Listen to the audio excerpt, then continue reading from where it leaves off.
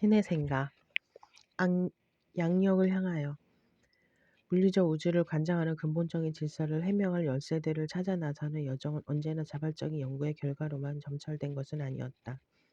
때로는 예상치 못한 뜻밖의 기회를 통해 과학은 진보했다. 오늘날 20세기 최고의 물리학자로 추앙받는 엔리코 페르미가 가게 될 길 역시 그러했다. 페르미는 1901년 9월 29일 로마에서 태어났다. 당시만 해도 페르미가 훗날 원자나 극소의 세계에 대한 인식을 완전히 뒤집을 위대한 발견을 하게 될 인물이라 생각한 사람은 아무도 없었다. 흥미롭게도 페르미는 형 줄리오가 돌연사한 이후 갑작스레 물리학에 빠져들었다. 형은 아주 간단한 편도선 수술을 받은 뒤 후유증으로 인해 죽음을 맞이했다. 이 참담한 사건으로 혼란에 빠진 15살의 어린 엔리코는 현실의 괴로움을 잊기 위한 도피처로 독서라는 추상적 세계를 선택했다.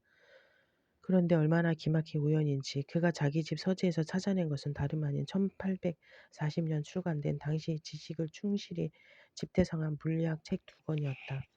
그는 금세 책 속으로 푹 빠져들었다.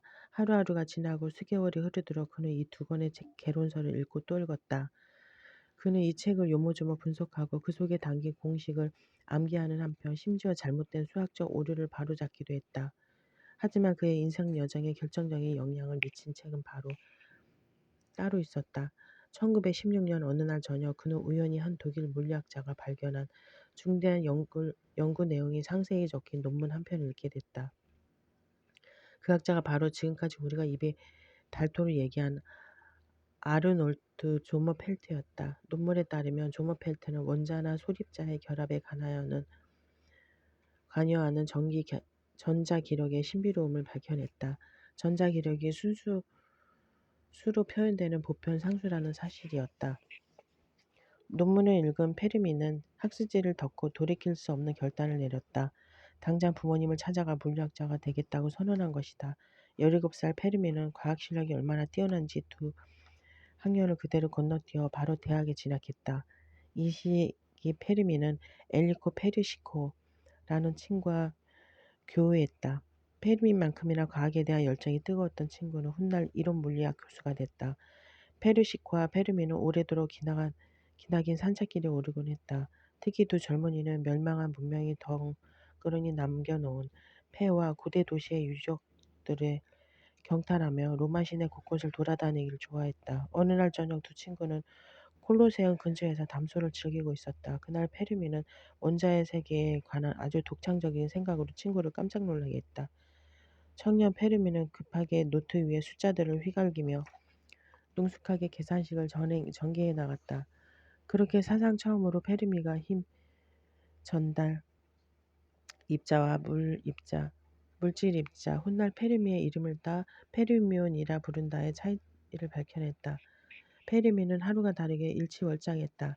이미 과학 논문을 수차례 펴낸 그는 21살의 피사 고등사범학교에서 확률에 관한 정의와 그 적용이라는 제목으로 박사 논문을 발표했다. 1922년 7월 7일 검은 교수복을 걸친 11명의 심사관 앞에 선 페르미는 아주 확신에 찬 목소리로 자신의 논문을 방어했다. 그가 설명을 깊이 전개할수록 심사관들은 이 젊은 발표자가 하는 말을 도무지 따라갈 수 없었다. 분명 이 학생이 갈고 닦은 지식의 깊이는 교수들을 훨씬 앞지르고 있었다. 페르미는 3시간에 걸친 질의응답 끝에 결국 물리학 박사 학위를 손에 넣었다. 하지만 이상하게도 심사가 끝난 뒤 학생에게 논문을 칭찬하거나 악수를 청하는 교수는 단 한 사람도 없었다. 더욱 기이한 형상은 평소 관행과 달리 피사 고등사범학교 측은 페르미에게 논문 편찬을 허가해주지 않았다. 결국 페르미의 논문은 사후 10년이 지난 1962년에 되어서야 비로소 발간됐다. 교수들의 이중적 태도에 깊은 상처를 받은 페르미는 결국 피사를 떠나야 했고 마음먹었다. 1922년 여름 그는 박사 후 연구 과정에 대한 장학생 신청서를 냈고 10월 입학 허가를 받았다. 이 일대 결정은 훗날 그의 운명을 송두리째 바꿔놓았다. 12월이 되자 페르미는 우리가 이미 수차례 언급했던 수학과 물리학의 성소 괴팅겐 대학으로 발걸음을 향했다. 그곳에서 베르노 하이젠베르크, 파스쿠알 요르단 등 당대 최고의 석학들을 만났다. 물론 그의 스승이 될 막스 보른 교수도 만났다. 그는 훗날 막스 보른 교수와 현실이 근원에 존재하는 수학적 성질의 실체와 물리 법칙에 관한 장시간에 걸쳐 열띤 이야기를 나누게 될 것이었다. 이 돌멩이, 이 테이블 혹은 이 나무들은 정말 괴팅겐의 물리학자들이 대부분 생각하는 것처럼 숫자로 이루어진 것일까? 우주 안의 모든 것이 정량적 수치로 표현될 수 있다면 이제 그 숫자들을 쫓아 수학의 여정에 나서야만 할 때인가?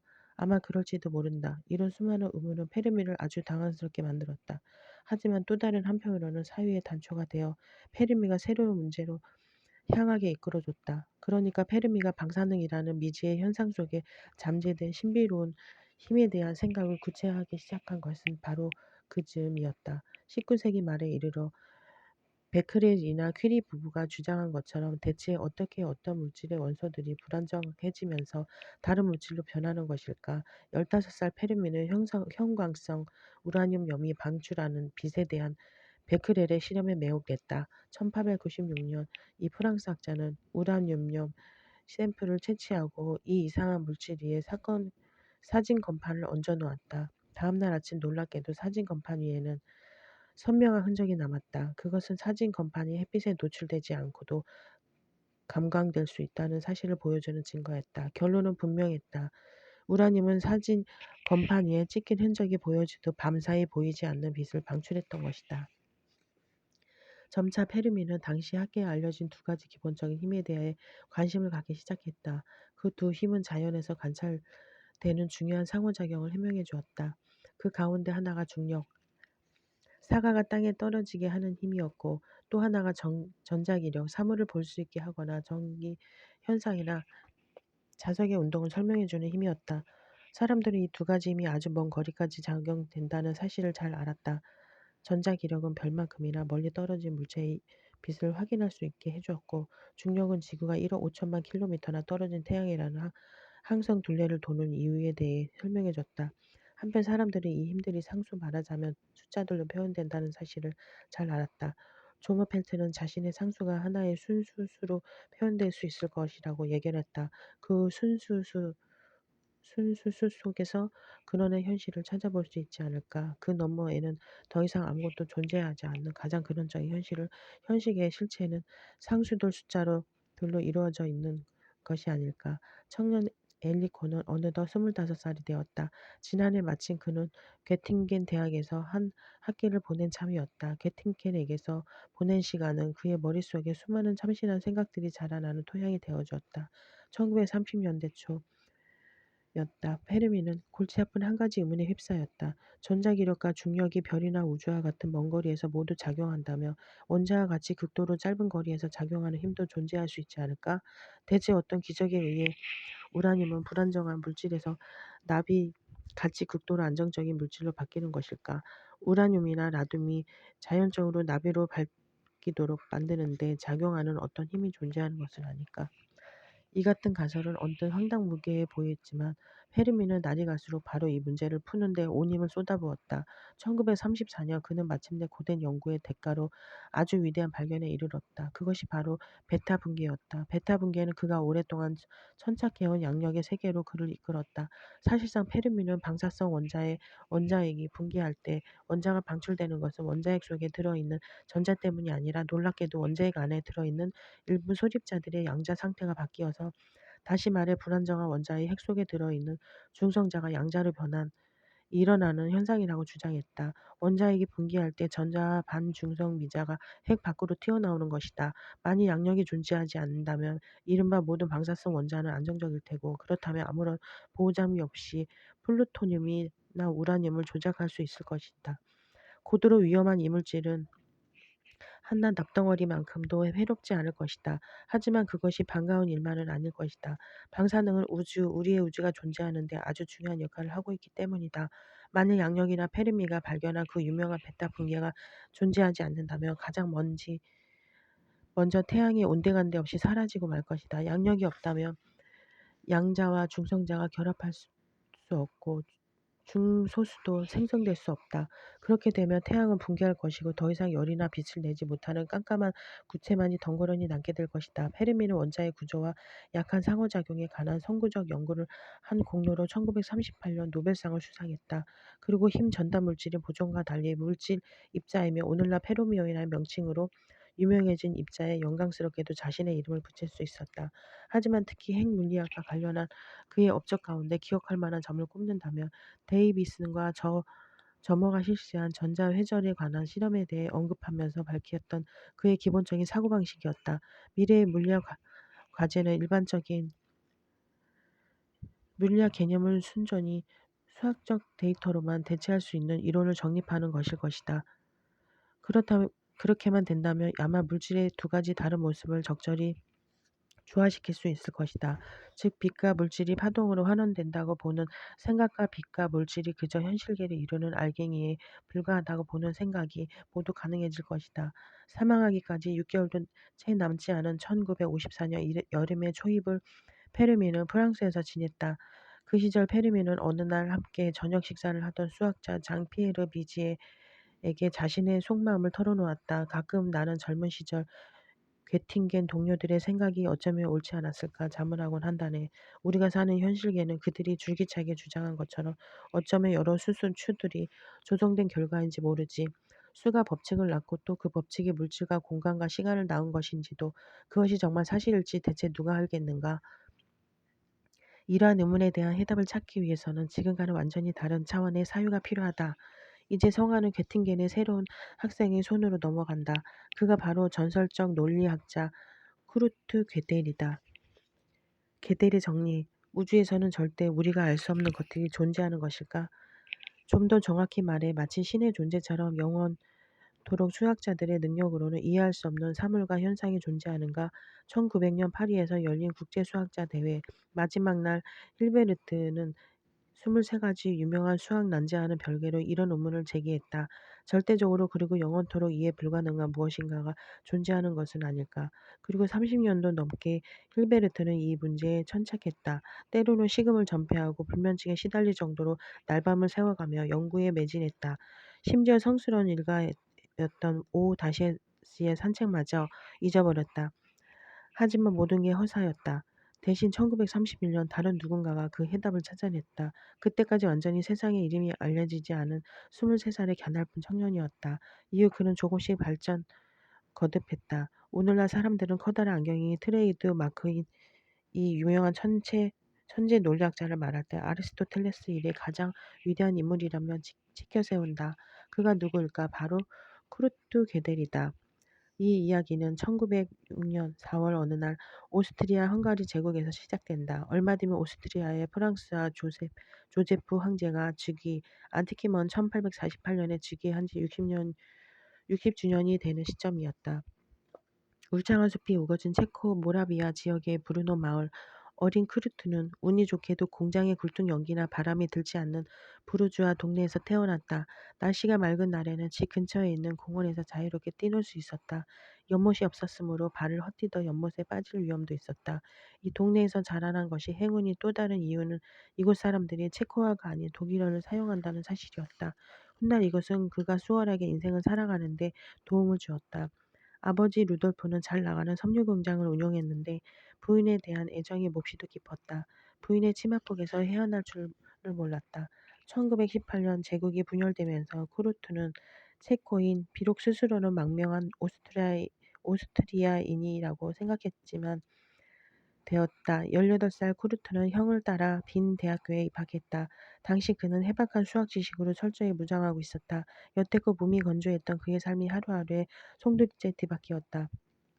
당시 빈은 세계에서 가장 번영한 지식인의 도시였다. 특히 한스 힐베르트 클라인 민코프스키가 괴팅겐 대학에서 가르쳤던 옛 제자와 같은 수학자나 루드비히 비트겐슈타인이나 루돌프 카르납을 비롯한 저명한 수학자들로 구성된 빈 학파가 유명했다. 빈 학파의 수학자가 철학자는 각기 정도는 달라도 모두 논리 실증주의를 추종했다. 논리 실증주의란 수학으로 입증하거나 경험으로 확인할 수 없는 것은 의미가 없다고 주장하는 사조를 의미한다. 이러한 사상은 괴달의 사위에 촉매제 구실을 했다. 개들은 정스러운 연구를 시작하는 한편 수리 논리학 금세 개들은 수리 논리학을 모든 과학 분야 중 가장 우수한 학문으로 손꼽았다. 관심을 가졌다. 동료 여성 수학자 올가 타우스키 토드는 괴델을 믿을 수 없을 만큼 재능이 뛰어난 사람이라고 칭송했다. 하지만 괴델의 재능이 폭발적인 힘을 발휘하기까지는 한 운명적인 만남이 도화선이 되었다. 이번에도 무대 전면에 등장해 청년 괴델의 인생에 결정적인 영향을 준 것은 바로 힐베르트였다. 1928년 어느 날 힐베르트는 볼로냐에서 수학의 완전성에 관해 강연을 했다. 힐베르트에 대해 귀가 닳도록 들어온 괴델도 강연장으로 향했다. 그는 힐베르트가 하는 말을 한마디도 놓치지 않고 머릿속에 담았다. 다음 날 집으로 돌아오는 길에 괴델은 완전성을 주제로 박사 논문을 써야겠다고 결심했다. 걔들은 1930년 아주 환상적인 논문 심사 강연을 선보였다. 이듬해 걔들은 새로운 고지를 또다시 넘었다. 고작 25살의 나이에 필생의 역작이라 할 만한 논문을 발표한 것이다.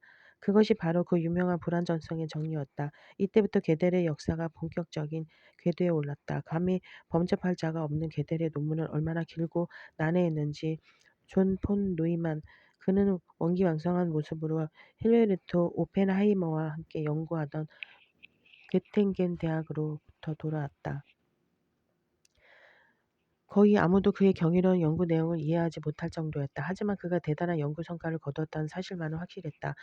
존 폰 노이만도 이렇게 경탄했다. 크루트 게델이 현대 논리학에서 이룩한 성과는 독보적이면서도 기념비적이다.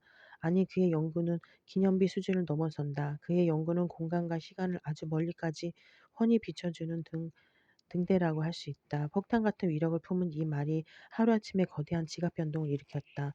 여러분이 존 폰 노이만과 마찬가지로 게델이 일궈낸 거대한 혁명의 의미를 이해할 수 있으려면 먼저 20세기 초 상황을 잠시 되짚어 볼 필요가 있다. 한마디로 1920년 사람들은 흔히 우주와 우주를 관장하는 법칙이 모두 이미 세상에 존재하는 것으로 표현될 수 있다고 생각했다. 이런 시각, 논리 실증주의에서 우리의 우주는 시간적으로 시원이 없고 공간적으로도 한계가 없는 거대한 기계, 어떤 의미에서는 기상천외할 정도로 거대한 시계에 비견됐다. 아마 사람들이 수학과 이성에 기초한 과학이 얼마 못 가 반드시 우주 안의 모든 것을 설명할 수 있을 것이라 굳이 외적인 것에 도움을 빌리지 않아도 무지를 정복할 수 있을 것이라 확신한 때가 이 시기였을 것이다. 하지만 1931년 게델은 자신의 유명한 불안정성 정리를 세상에 내놓으려 이런 믿음을 송두리째 뒤흔들었다. 그의 이론은 조금 뒤에 일어날 어떤 사건에 막대한 영향을 미치게 될 것이다.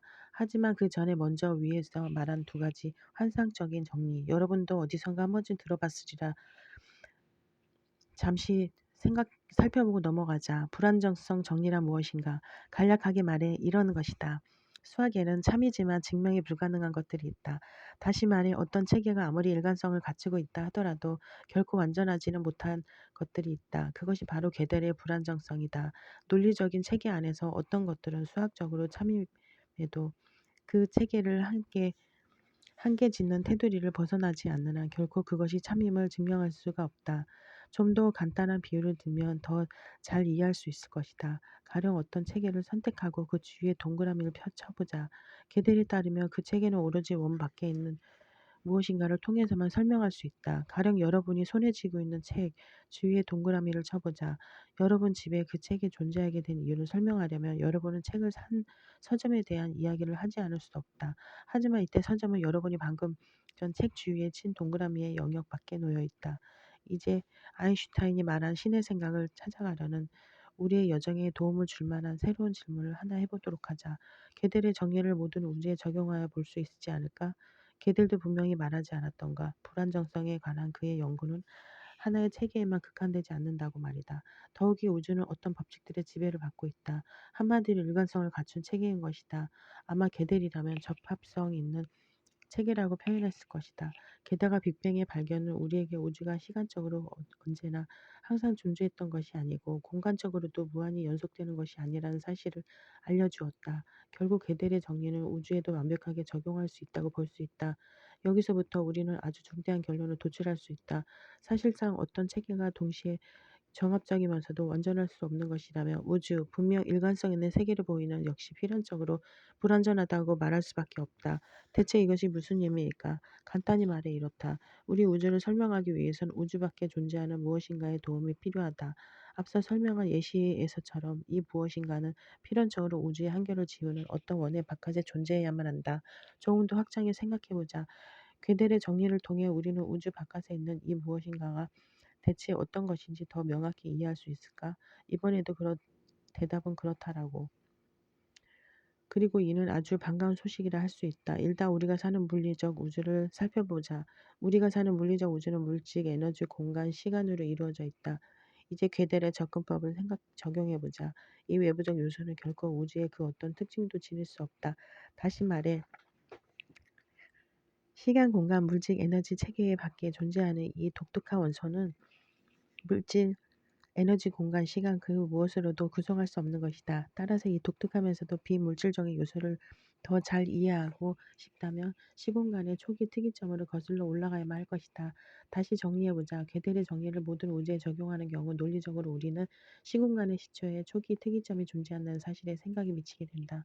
1930년대 말 힐베르트도 이런 사실을 놓치지 않았다. 하지만 그는 이 유명한 괴델의 정리를 수학의 관계와 관련한 자신의 연구 방법론에 대치되는 것으로 생각하는 대신 그것이 그가 오래전부터 생각해온 예정 조화를 재확인해주는 멋진 이론이라고 생각했다. 왜냐하면 그가 보기에 예정 조화의 시초에 있었던 모든 법칙들은 분명 물질적인 우리 우주의 바깥에 존재하는 것이기 때문이다.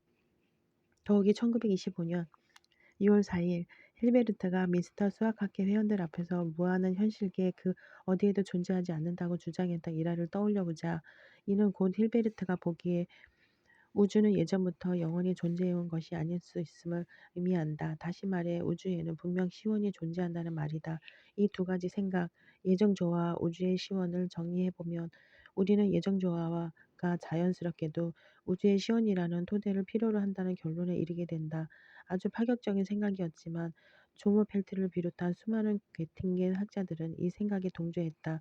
1930년대 초 괴팅겐의 가장 충실한 자녀였던 헤르만 바일도 다음과 같이 웃으며 말했다. 신은 존재한다. 수학이 정합성을 띠기 때문이다. 하지만 동시에 악마도 존재한다. 수학의 정합성을 증명할 길이 없으니 말이다. 다시 괴델의 이야기로 돌아가 보자. 1933년 이미 하루가 다르게 명성을 쌓아가던 괴델은 빈 대학에 개건 강사가 되었다. 1936년 비극적인 사고가 일어났다. 1923년 결성된 빈 학파에서 활동하던 모리츠 슐리크 교수, 비엔나 학파의 모임에서 언제나 그의 옆자리에 앉았다가 한 나치 학생에 의해 잔인하게 살해당하는 사건이 일어난 것이다. 걔들은 끔찍한 우울증에 빠졌다. 병은 회복될 기미를 보이지 않았다.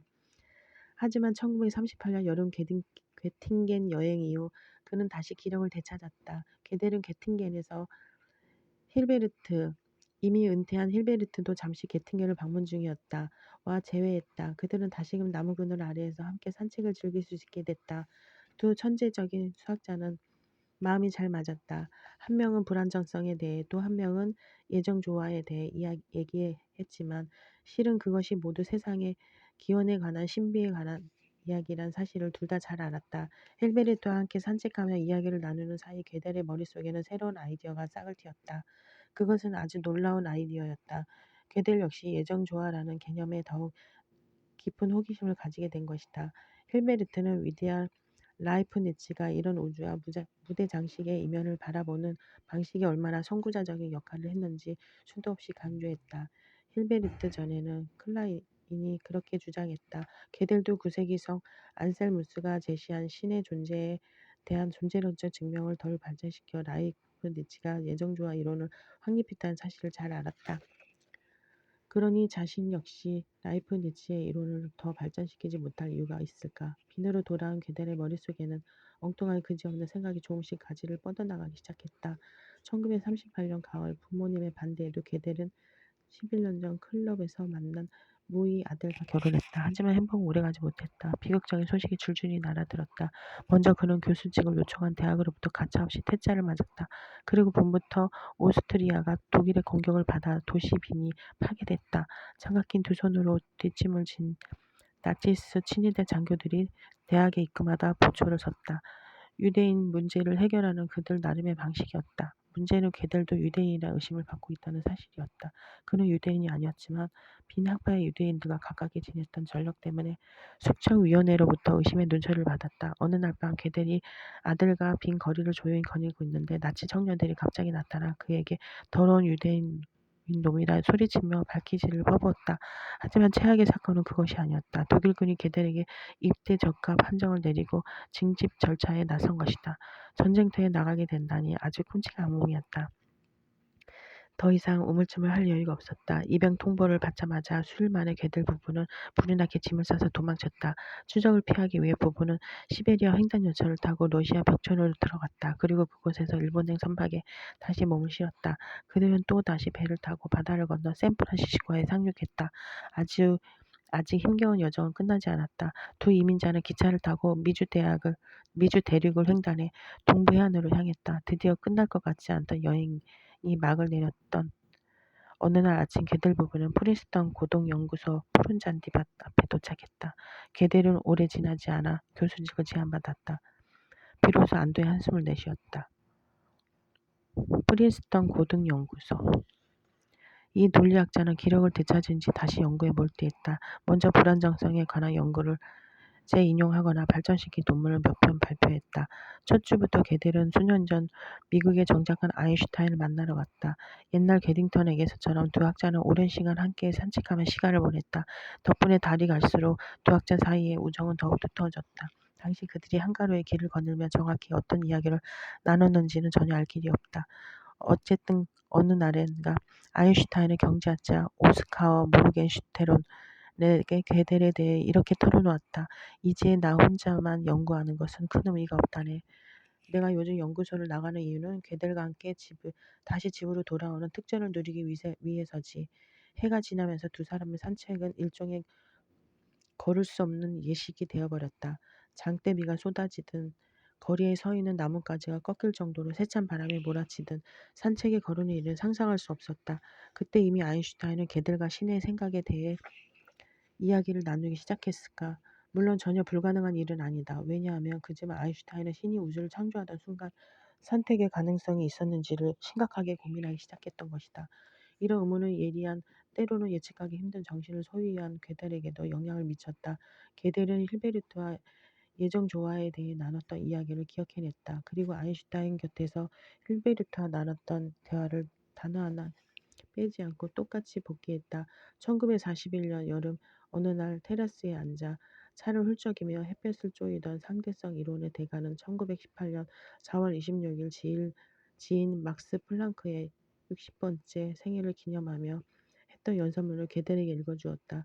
특히 이 연설문에서는 아인슈타인이 플랑크를 경탄스럽게 생각했던 점이 잘 나타나 있었다. 가령 아인슈타인은 겉으로 보기에 명백한 혼돈이 기막힌 질서로 환원되는 아주 놀랍게 생각했다는 플랑크와 플랑크의 감상에 매혹됐다. 그것이 이른바 라이프니츠가 예정조화라고 말한 것이었다. 라이프니츠, 이제 게델의 고민은 끝났다. 41년 여름 그는 이 철학자가 주장한 신의 존재에 대한 존재론적 증명을 다시 정독했다. 그는 조심스럽게 노트를 앞에 펼쳐놓고 연구를 시작했다. 무엇을 위한 연구였을까? 게델 역시 양식 논리라는 엄격한 규칙에 따라 예정조화라는 개념과 관련한 라이프니츠의 존재론적 주장들을 자기 나름대로 재해석해 보려는 것이었다. 그것은 일종의 논리학 훈련이었다.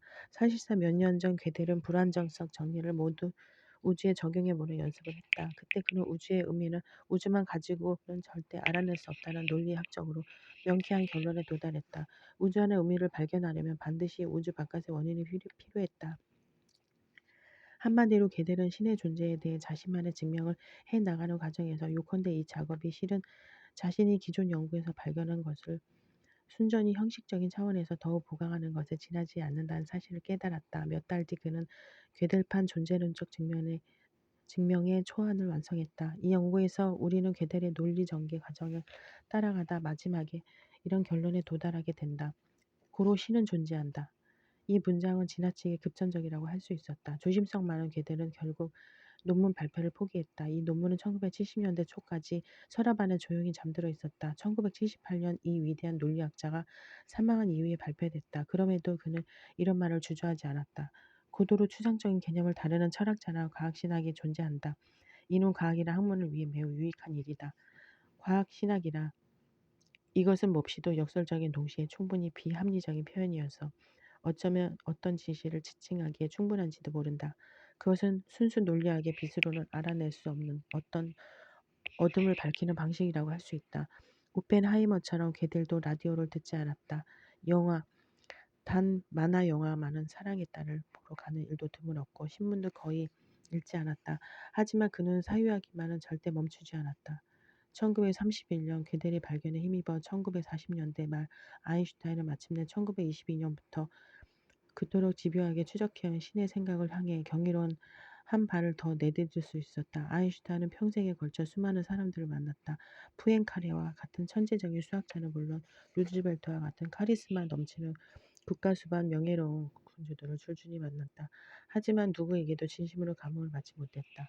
단 예외가 있었다. 게델이었다. 뛰어난 성견지명을 타고난 이 비범한 학자는 아인슈타인에게 평생 많은 영향을 미쳤다. 두 사이의 황태자들의 멋진 만남을 다음 장에서 아인슈타인이 품은 의문에 고스란히 그 흔적을 남겼다. 신에게 선택의 여지가 있었을까? 1951년 고등연구소에 마련된 아인슈타인의 허젓한 연구실 바야흐로 계절은 여름이었다. 활짝 열린 창문 너머로 하늘과 정원의 아름다운 수목이 비쳤다. 아인슈타인은 교수는 칠판에 그동안 수도 없이 써보았던 자신의 일반 상대성 방정식을 정성을 다해 한자 한자 써내려갔다. 우주 상수가 빠진 그의 공식은 빅뱅 이전의 우주를 표현하고 있었다. 아인슈타인은 분속 자신의 연구를 돕던 젊은 물리학자 에른스트 스트라우스를 바라봤다. 하지만 아인슈타인의 시선은 조수를 넘어 저 보이지 않는 세계를 향하고 있었다. 아인슈타인이 나지막하게 물었다. 신이 우주를 창조했을 때 그에게 선택의 여지가 있었을 것이라고 생각하지 하는가?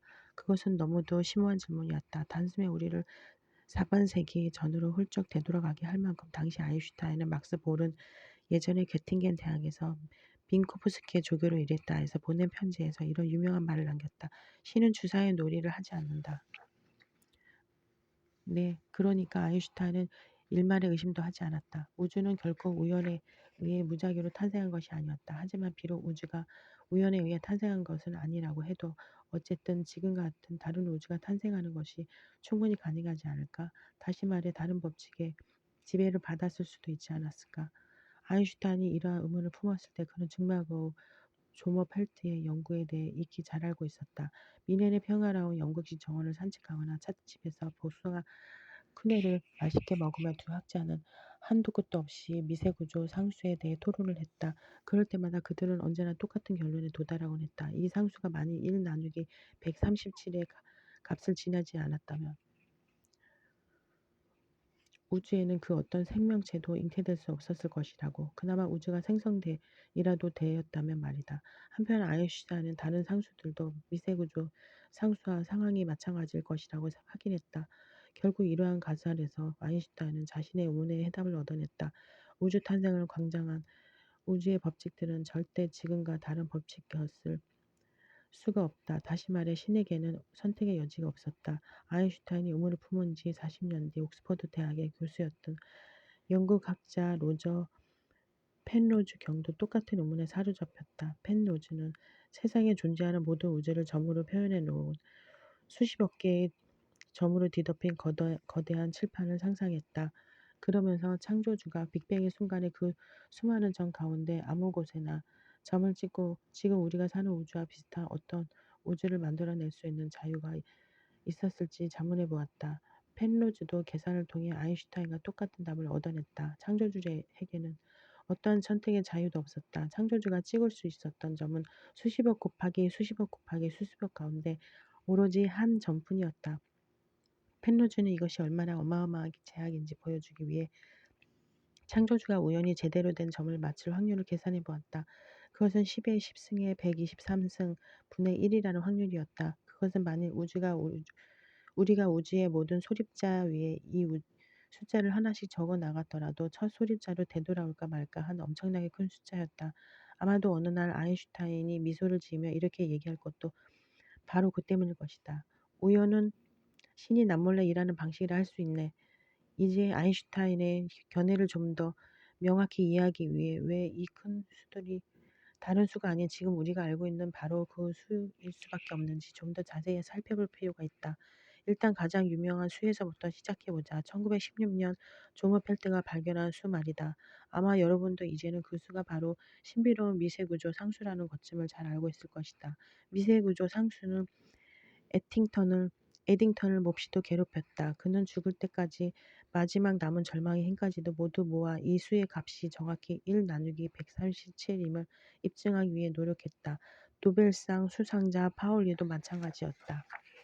파울리는 이 순서에 대한 강박관념을 해소하기 위한 4반세기 이상을 정신분석학자 융의 상담을 받으며 보냈다. 미세구조 상수의 값은 정확히 1 나누기 1370, 035999였다. 하지만 대체 이 수는 어디서 온 것일까? 사실상 이 수는 깊은 시공간에서부터 기원했다. 좀 더 정확히 말하자면 태초에서 비롯됐다. 우주가 탄생한 지 1시간 뒤에 이미 이 수는 존재했다.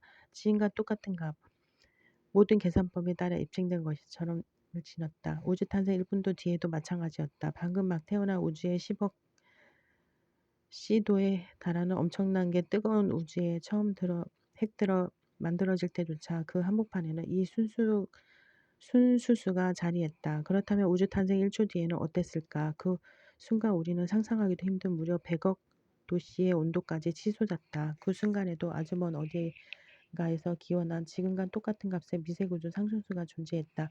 하지만 다시 한번 물어보자. 대체 이 수는 어디에서 온 것일까? 사실상 이 신비로운 상수가 탄생하는 과정을 알고 싶다면 빅뱅 이후 100억분의 1초에 해당하는 아주 먼 시간까지 우주의 역사를 거슬러 올라가야만 할 것이다. 당시 우주의 온도는 무려 100만 곱하기 10억 도씨에 육박했다. 그런데 대체 왜 다른 시점이 아닌 바로 그 시점이었던 것일까? 그 이유는 바로 그때서야 과거 양력, 방사능을 관장하는 힘과 전자기력이 완전히 대칭을 이루던 시기가 끝나면서 두 힘이 분리되기 때문이다. 요컨대 137분의 1이란 수는 빅뱅이 일어난 지 헤아릴 수 없이 아주 미세한 초가 지난 뒤에야 등장했던 것이다. 그렇다면 그 시간을 기점으로 이전의 시간에는 우주는 어떤 모습이었을까? 바로 그 대목에서 이야기는 정말 흥미진진해진다. 빅뱅 이후 1조분의 1초와 같이 강력한 전자기력이 분리되기 이전의 시간에는 미세구조 상수와 양력을 조절하는 상수가 한데 뒤섞여 있었다. 하지만 태초에 두 수가 한데 뭉친 가운데도 분명 앞으로 탄생할 상수의 흔적이 일정한 수의 형태로 존재했다. 우리가 살펴본 것과 같이 조머펠트가 발견한 상수와 양력을 조절하는 상수는 빅뱅 100억분의 1초 뒤에 동시에 탄생했다. 그렇다면 세 번째 힘인 강력을 관장하는 세 번째 상수는 대체 어떻게 탄생한 것일까? 답을 알고 싶다면 그보다 훨씬 더 먼 과거로 시간을 한참 거슬러 올라가야 한다. 빅뱅과 더욱 근접한 시간을 향해서 말이다. 이 시기 우주는 상상을 초월할 정도로 뜨거운 온도, 무려 100억 곱하기 100억 곱하기 100억 도에 달했다. 정말로 우주가 막 탄생한 그 시기 우주의 나이가 기껏해야 100억 곱하기 100억 곱하기 100억 곱하기 1억분의 1초에 불과했다. 그러니까 강력은 오차가 기껏해야 100억 곱하기 100억분의 1초에 불과한 극도로 미세한 바로 그 시간에 출현한 것이다. 이제 마지막 상수만 남았다. 중력을 관장하는 상수다. 대체 이 상수는 언제 탄생했을까? 기절촉청할 만하다. 중력을 관장하는 상수는 바로 빅뱅의 순간에 탄생했다. 빅뱅의 순간은 플랑크 시간이라는 아주 의미 깊은 이름으로도 불린다. 대체 플랑크 시간이란 무엇을 말하는가? 그것은 물리적 의미를 지니는 인간이 인식할 수 있는 가장 잘게 쪼갠 시간을 뜻한다. 플랭크 시간은 극도로 미세한 10-43초, 다시 말해 어마어마한 초다. 플랑크 시간의 우주는 너무도 미세한 나머지 원자보다 10억 곱하기 수십억 배만큼이나 더 작을 정도였다. 이때 우주의 반질은 기껏해야 10-33cm에 불과했다. 다시 말해 1 나누기 10억 곱하기 10억 곱하기 10억 곱하기 10억 센티미터에 불과했던 것이다. 다시 극도로 미세한 우주는 밀도가 굉장히 높았고 우주의 온도도 우리가 인식할 수 있는 수준을 훨씬 능가한 부분 32도씨에 달했다. 아니 어쩌면 10억 곱하기 10억 곱하기 100조 도씨에 달했을지도 모른다. 그러니까 중력을 관장하는 상수는 우리의 세상이 이런 상상을 초월한 조건에 있을 때 출현한 것이다. 그리고 얼마 뒤 이 상수는 순식간에 깊은 심연으로 굴러떨어져 10의 40배라는 작은 크기로 줄어들었다. 다시 말해 미세구조 상수보다 10억 곱하기 10억 곱하기 10억 곱하기 10조 배나 더 작아진 것이다. 우리 우주의 토대를 이루는 이 네 가지 순수수는 모두 우주가 탄생한 뒤 1초가 채 지나기도 전에 출현했다. 그것도 10억 곱하기 10억 곱하기 10억 분의 1의 오차라는 미세한 조정을 거쳐서 말이다. 이 미세한 조정에 대해 잠시 짚고 넘어가야 한다. 그것은 아찔할 정도로 아주 정확하고 미세한 조정이라 할 수 있다. 가령 다트 놀이를 한다고 해보자. 187억 5천만 광년이나 떨어진 우주 맞은편 끝에 사과를 겨눈다고 상상해보라. 이제 화살을 던져보자. 화살은 10억 곱하기 10억 곱하기 10억 곱하기 10억 곱하기 수십억 킬로미터의 공간을 지나 아주 멀리 날아간다. 그리고 마침내 사과 정중하게 꽂힌다. 한마디로 빅뱅 직후 네 상수들이 등장했을 때 이 상수들 사이에 일어난 미세한 조정이란 바로 이 정도 정확도에 해당하는 조정이었던 것이다. 이 모든 발견은 우리를 새로운 단계로 이끌게 된다. 말하자면 예정 조화를 향해 한 발짝 더 도약하게 해줄 것이다. 하지만 그 전에 먼저 우리는 힐베르트의 제자를 한 명 더 만나게 될 것이다. 1926년 이 젊은이는 힐베르트의 조교를 일했다. 그는 게팅겐의 보물을 계승한 새로운 후계자였다. 그는 훗날 아주 대단한 발견을 이룩한다. 사람들은 라마누잔처럼 그 젊은이도 타고난 천재라고 인식했다. 우리는 이제 그 젊은이와 함께 결정적인 한 발을 더 내딛게 될 것이다. 폰 노이만 대수. 그의 여름 태양이 게딩텐을 뜨겁게 달구었다. 1926년 당시 게딩텐 저녁 독일의 다른 지역도 마찬가지였다. 살인적인 무더위로 몸살을 앓았다. 태양만큼이나 침묵이 무겁게 깔린 한낮에 실험실에서 일하던 모든 학자들은 무더위를 핑계 삼아 서늘한 장소에서 휴식을 취하고 있었다. 칠판도 찾는 이 없이 꾸벅꾸벅 졸고 있을 뿐이었다. 꿀벌만이 빈 창공 높이 윙윙 날아다녔다. 모든 이들이 그늘 아래 모여 있는데 유독 23살의 한 젊은이만은 무더위를 잊은 듯 보였다. 그는 땡볕이 내리지 않는데도 열심히 연구에 몰두했다. 심지어 땀조차 흘리지 않았다. 지칠 줄 모르는 이 젊은이는 품이 넘치는 하늘색 아마 저고리를 벗지도 않은 채 미친 듯이 숫자와 씨름을 하고 있었다. 그의 이름은 바로 존 폰 노이만이었다. 물리학 역사상 가장 전설적인 존재로 통하는 그도 천부적인 재능을 타고난 학자였다. 폰 노이만을 잘 알던 조모펠트의 수제자 한스 베테. 그는 1967년 노벨상을 수상했다. 그에 대해 이렇게 수려했다. 폰 노이만 같은 사람은 혹시 인간보다 더 우월한 종족의 뇌를 지니고 있는 것은 아닌지 가끔 의구심이 일곤 했다. 사실상 게팅겐을 거쳐간 수많은 학자들처럼 폰 노이만도 아주 비범한 인물이었다. 하지만 당시만 해도 그는 힐베르트의 조교에 불과했다. 청년을 처음 만난 힐베르트는 기품 있는 옷차림을 먼저 알아봤다. 이토록 완벽하게 차려입다니. 대체 이 청년의 의상 디자이너는 누구지? 순식간에 폰 노이만은 힐베르트 교수의 매력에 빠져들었다. 그는 힐베르트에 대해 속속들이 다 알고 싶어졌다. 똑부러지게 설명할 수는 없지만 괴팅겐의 분위기도 그의 마음에 쏙 들었다. 폰 노이만은 24시간 내내 얼굴 한번 찡그리지 않고 온 힘을 다해 힐베르트를 위해 일할 마음의 준비가 되어 있었다. 일이라면 책상 위에 산더미처럼 쌓여 있었다. 힐베르트는 노이만에게 많은 것을 의지했다. 일반 상대성 이론으로 명성을 쌓은 뒤 폰 노이만은 멘토는 점점 더 물리하게 몰두했다. 지난해 많은 일들이 한꺼번에 일어났다. 게팅겐의 고수로 불리는 우수한 학자 둘이 놀라운 발견을 일으켰다. 그중 한 명이 바로 막스 보른이었다.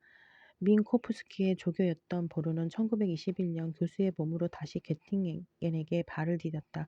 한편 나머지 학자는 막스 보른의 제자인 혈기왕성한 청년 베르너 하이젠베르크였다. 보이스카우트 분위기를 풍기는 이 파란 눈의 청년은 1923년 또 조모펠트다 밑에서 박사학위를 취득했다. 또 이듬해에는 보른의 지도를 받으며 교수 자격 취득 시험을 통과했다. 1925년부터 그의 앞길에는 탄탄대로가 펼쳐졌다. 하이젠베르크는 보른과 함께 양자역학의 개념을 수학 공식으로 풀어내는 획기적인 성과를 이루었다. 그리고 하이젠베르크는 1932년 정확히 31살, 보르는 그보다 조금 뒤인 1954년에 각각 노벨상을 수상했다. 폰 노이만이 무대 위로 등장한 것은 바로 그즈음이었다. 놀라운 직관력을 타고난 그는 양자역학 체계가 사실상 20년 전 힐베르트가 순전히 수학적 기초를 토대로 발견한 무한 차원의 힐베르트 공간 속 한 점에 표현될 수 있다는 사실을 깨달았다.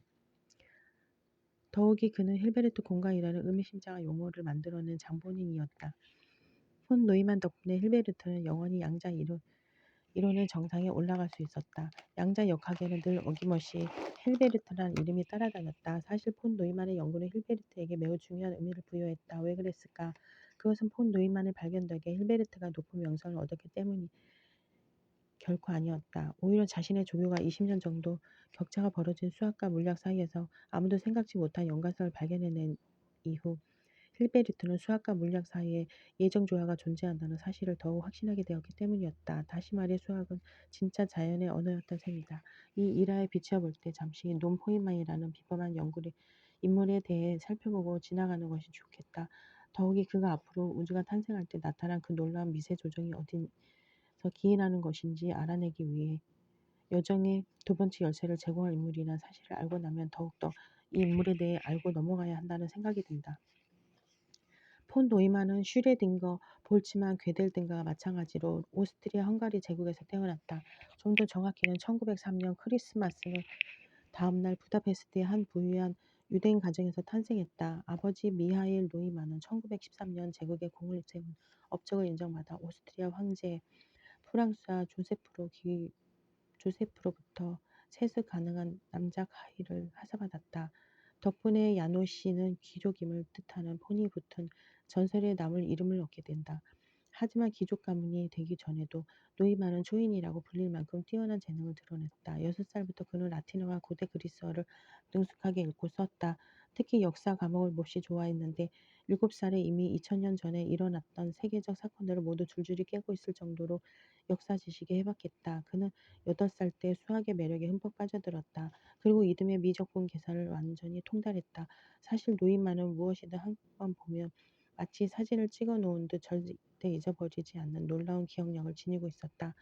어떤 논문이나 책을 읽고 나면 수년이 흐른 뒤에도 토시 하나 틀리지 않고 있었던 내용을 술술 읊어댔다.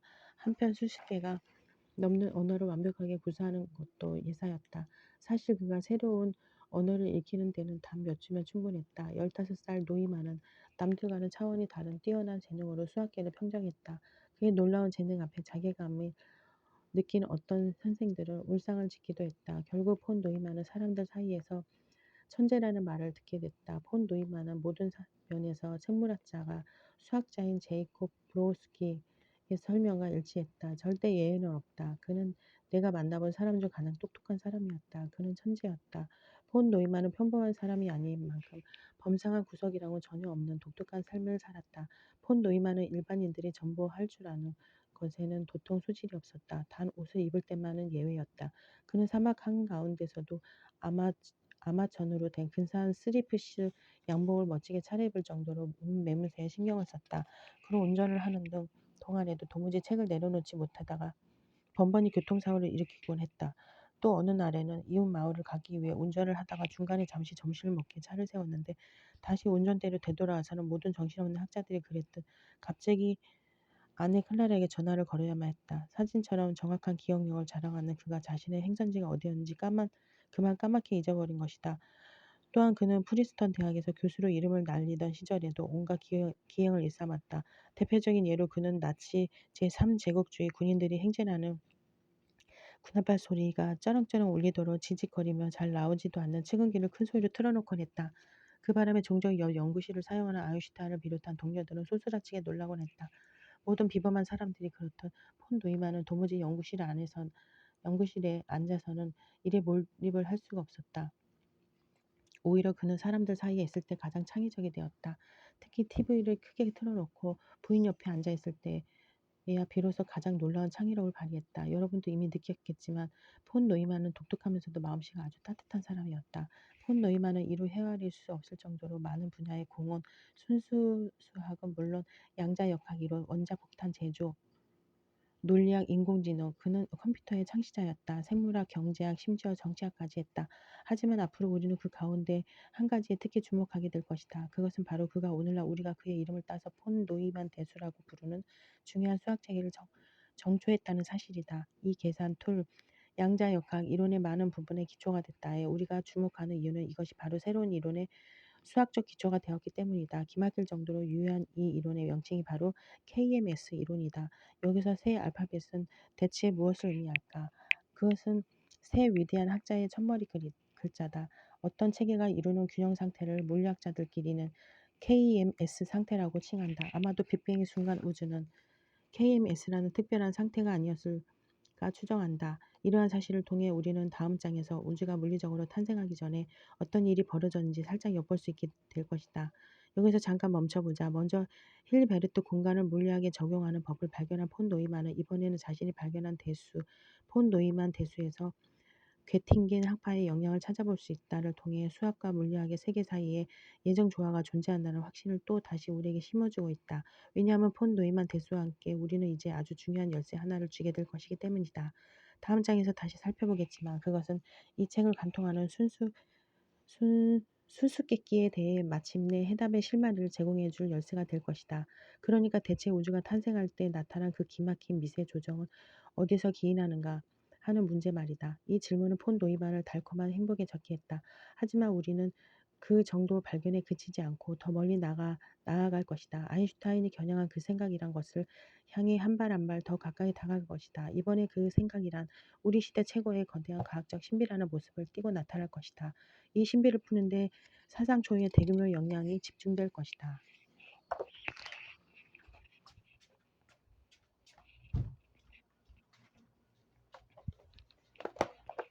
신의 입자.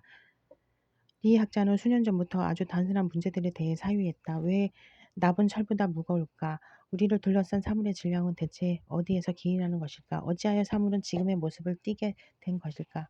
피터 힉스는 수년에 걸쳐 연구한 끝에 이와 같은 평범한 의문에 대한 해답이 될 만한 생각을 찾아냈다. 그는 깊이 연구하면 연구할수록 모든 물질, 테이블, 집, 꽃, 개, 새, 나무, 태양 혹은 행성 등 우리 주변을 둘러싸고 있는 모든 사물, 다시 말해 만물이 보이지 않는 일종의 장 속에 잠겨 있다고 확신하게 됐다.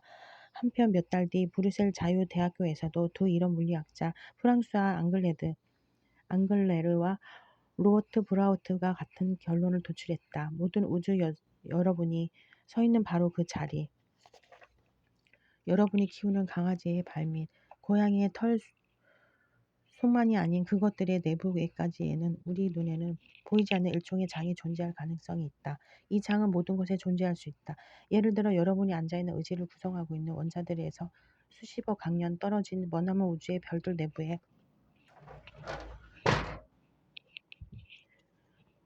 한창 융화되고 있는 원자들에 이르기까지 어디든 존재할 수도 있다. 그렇다면 왜 그런 보편적인 장이 존재하는 것일까?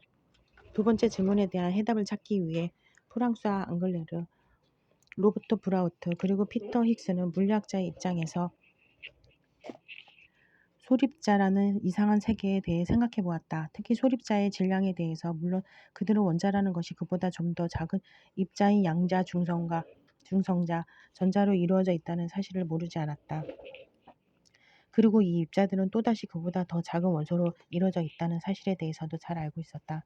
가령 양자는 세 개의 기본 원소, 즉 쿼크 2개의 업, 쿼크 1개의 다운 쿼크로 이루어져 있다.